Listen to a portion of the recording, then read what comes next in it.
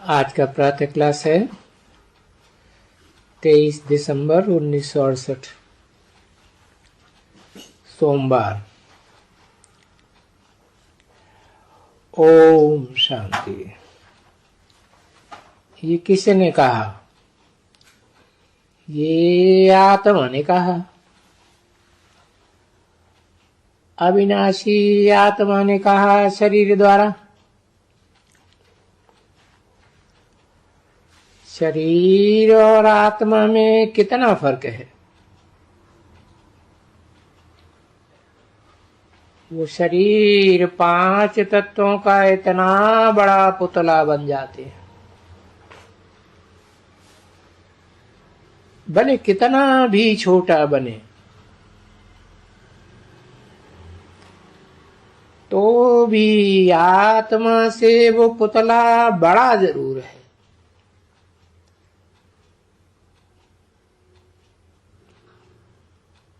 और वो छोटेपन में जाओ तभी भी जब बड़ा होता है तभी आत्मा प्रवेश होती है।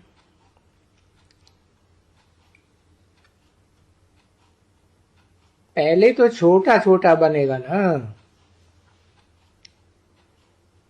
पिंड बनेगा एक। जब भी बच्चे गिरते हैं ना छोटेपन में तो जैसे एक पिंड गिर जाते हैं। ये 5 तत्व का बना हुआ पिंड है। पीछे वो बड़ा होता होता बड़ा होते जाते हैं। उस पिंड में आत्मा जो चैतन्य है, वो छोटी आत्मा जो चैतन्य है, जब तक उसमें प्रवेश न करे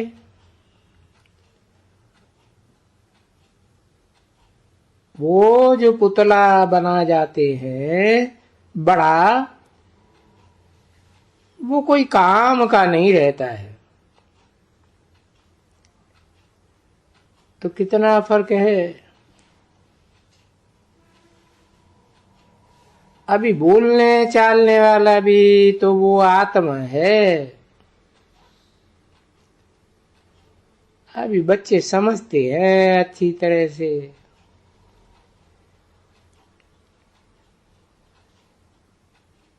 समझते हैं वो छोटी सी आत्मा है, वो कोई बड़ी छोटी होती नहीं है, विनाश को नहीं पाती है, न बन करके फिर डिस्ट्रॉय होती है। अब ये भी बच्चे समझ गए हैं कि बाप ने आकर के समझाया है, परमात्मा ने, कि मैं तो अविनाशी हूं और ये जो शरीर विनाश होते हैं उनमें प्रवेश करके पार्ट बजाता हूं। अब ये बाप ने बैठ करके समझाया है। जो बात तुम चिंतन में लाते हो, आगे कुछ भी नहीं जानते थे। न आत्मा को जानते थे न परमात्मा को जानते थे। कहने मात्र कहते थे परमात्मा, बस। अपन को भी ऐसे ही समझते हैं कि हाँ हम आत्मा, सो भी बदल गए। कोई ने बदलाई दिया कि हम आत्मा नहीं, हम परमात्मा हैं, है ना।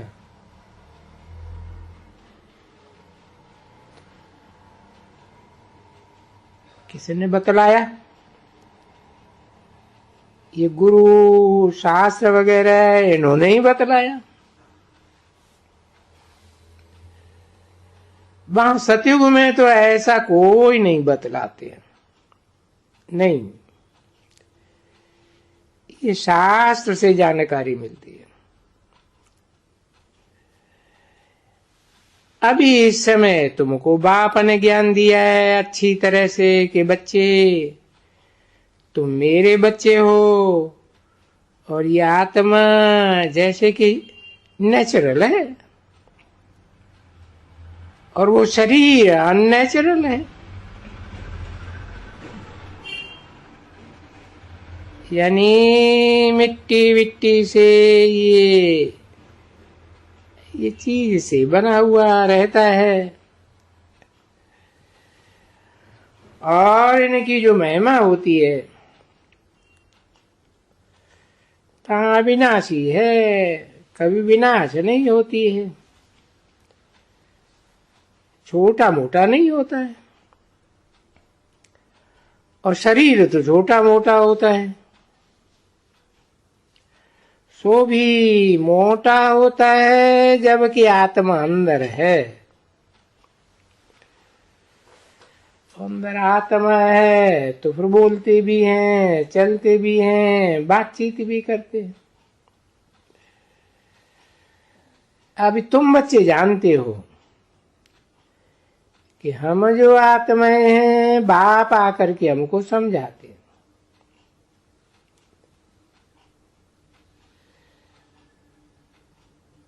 क्योंकि यही समय है संगम युग पर ही जो शिव बाबा से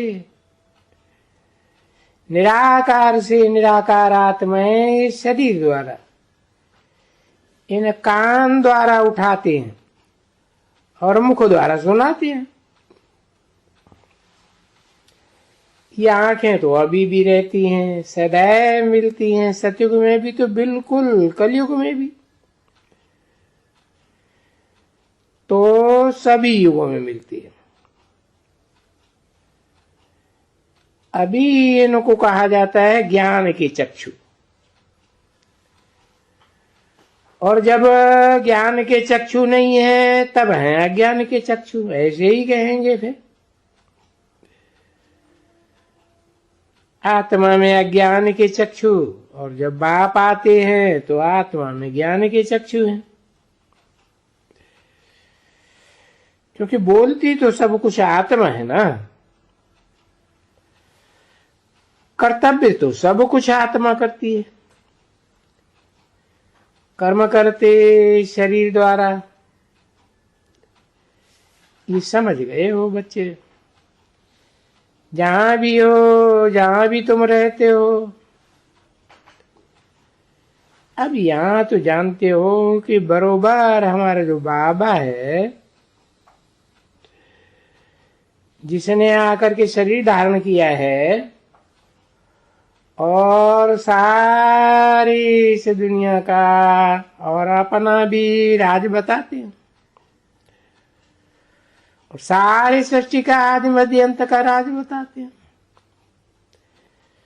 यानी नाटक का शुरू से लेकर के अंत तक ये नाटक कैसे चलता है, यानी होता है, तो बैठ करके तुम बच्चों को नॉलेज देते हैं। आगे तो तुमको ये नाटक फाटक कुछ भी पता नहीं था, कोई भी मनुष्य मात्र को, कि क्या है। हाँ, नाटक है जरूर, चक्कर है सृष्टि का, फिरता है, पर कब से फिरता है, कैसे फिरता है, देखो। जो फिरता है वो कोई भी नहीं जानते। भले अभी कोई कोई बड़े बड़े विद्वान हैं, शास्त्र पढ़ने वाले भगत हैं, उनको ज्ञानी तो कह ही नहीं सकेंगे, क्योंकि ज्ञान तो बच्चों को रचयिता रचना के आदि मध्य अंत का अभी मिलता है। तो वो सभी ठहरे भगत। बाप आकर के तुमको ज्ञानी तू आत्मा, आगे कहते थे भक्ति तू आत्मा, ये तू आत्मा भक्ति करते और बाप आकर के तू आत्मा को ज्ञान सुनाते। तो देखो ज्ञान और भक्ति में कितना फर्क होता है।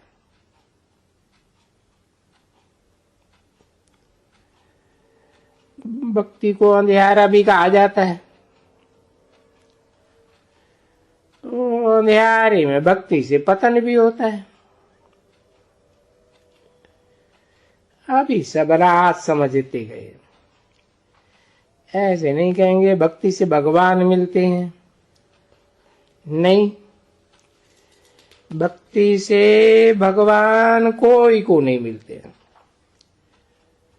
बाप ने आकर के समझाया कि भक्ति का भी पार्ट है, फिर ज्ञान का भी पार्ट है, आधा आधा है।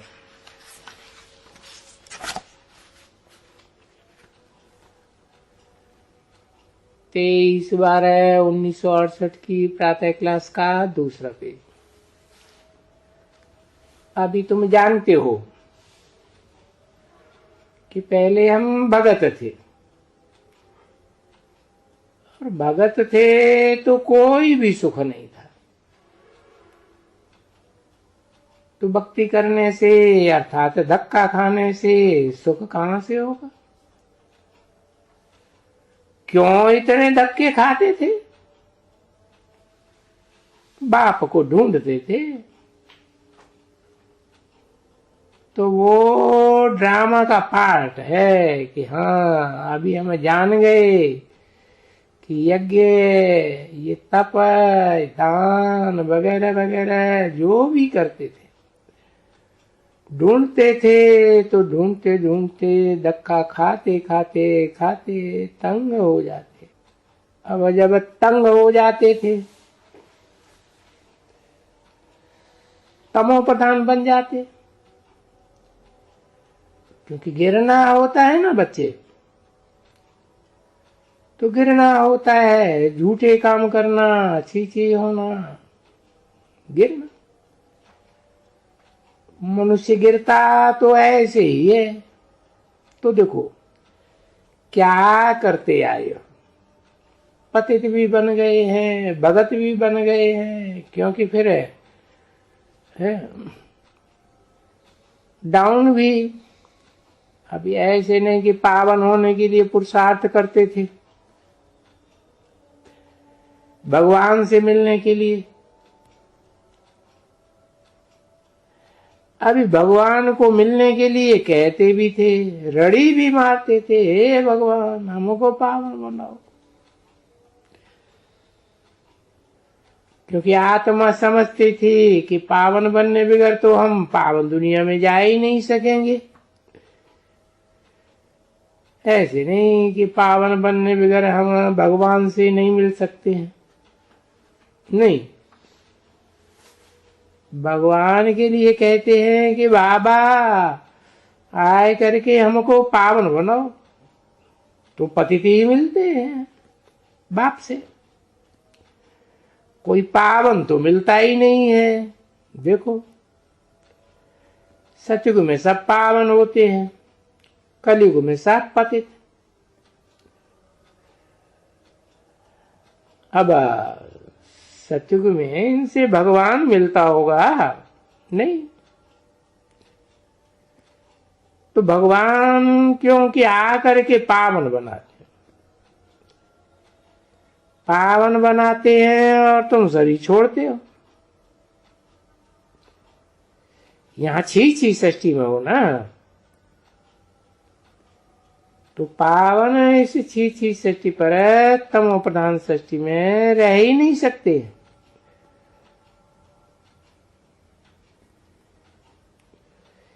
ये कायदा ही नहीं है। तो देखो बाप भी आते हैं, तुम बच्चों को पावन बनाए करके फिर गुम हो जाते, फिर तो ऐसा गुम हो जाते हैं तो कभी भी उनको फिर पाए नहीं सकते, क्योंकि उनका पार्ट ही ड्रामा में वंडरफुल है।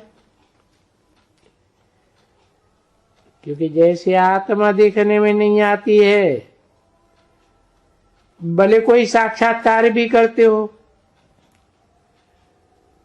तो कोई को समझ में नहीं आ रहे, किसको भी। और जो भी स्थूल हैं उनका समझ में आ सकते हैं, ये फलाना है, ये फलाना है, ये फलाना है।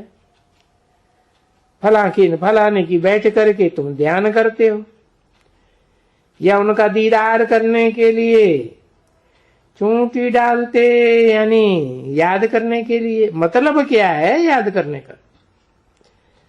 मतलब यही होता है कि हमको साक्षात्कार हो, यानी हमको चैतन्य में देखने में आवे। अभी उसका कोई मतलब तो है नहीं भक्ति मार्ग में। चैतन्य देखने में भी आवे सो क्या? चैतन्य देखने में आकर के गुम हो जाएगा, बस ना। तो बस हुआ माना कि जो थोड़ी आस थी अल्पकाल क्षणभंगुर सुख की, इसको कहा जाता है अल्पकाल क्षणभंगुर सुख। कितनी मेहनत करनी पड़ती है। फिर चाहे जिसकी भी भक्ति करो, चाहे हनुमान की करो, फलाने की करो, जिसकी भी करो, साक्षात्कार होते हैं, बस फिर तो गुम हो जाते हैं। तो उसको कहा जाएगा अल्पकाल क्षणभंगुर सुख। मिल गया जिसकी हम चाहना की साक्षात्कार करने की, वो मिला, बस। और तो कुछ भी नहीं ना बच्चे। ना, अभी यहां तो मूल बात है पतित से पावन पहले बनने की, और पावन बन करके पावन बनेंगे तो चले जाएंगे, देवता बनेंगे, स्वर्ग में चले जाएंगे। तो अभी तो स्वर्ग में कोई जा ही नहीं सकते हैं, जब तलक के सतयुग का समय ना आवे। अभी उसका समय तो दिखलाते हैं, शास्त्र में भी 40,000 वर्ष पड़ा हुआ है कलयुग का, 40,000 वर्ष। और यहां तो यही सारा युग 5,000 वर्ष का। वो कहते हैं 40,000 वर्ष का, तो उनके बाद है।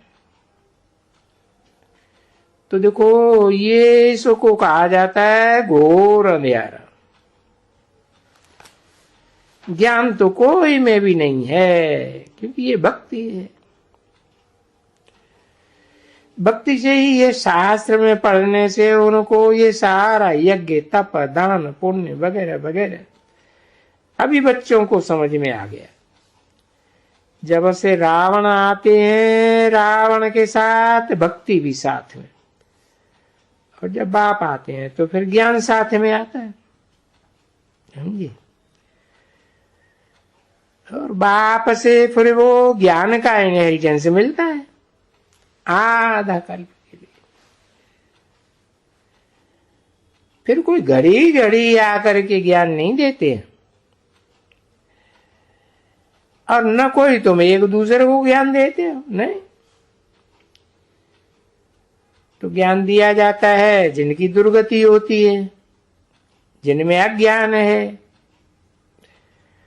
जो बाप को जानते ही नहीं है, बिल्कुल नहीं जानते हैं। इतना बहुत नहीं जानते हैं तो सिवाय गालियों के और कोई बात भी नहीं करते। सो भी अभी समझते हो, आगे तो खुशी रहती थी, खुशी रहती थी। देखो सर्वव्यापी है, वो समझाने के लिए कितना बैठ करके मत्था मारते हैं और दुर्गति में डालने के लिए कितना जोर से मत्था मारते हैं। गाली देने की, तिरस्कार करने की, डिफेम करने के लिए कितना जोर से बैठ करके है समझाते हैं। 23 दिसंबर 1968 की प्रातः क्लास का तीसरा पेज। तुम कहो कि नहीं कहो, बाबा तो बाबा ही है हम आत्माओं का। वो बैठ करके बताते हैं कि नहीं, टिक्कर है, भिक्तर है, फलाना है, टीरा है। ऐसा होता नहीं है। तो ये बात बच्चों ने समझी है अच्छी तरह से। बिल्कुल भक्ति अलग चीज है एकदम। ओम शांति।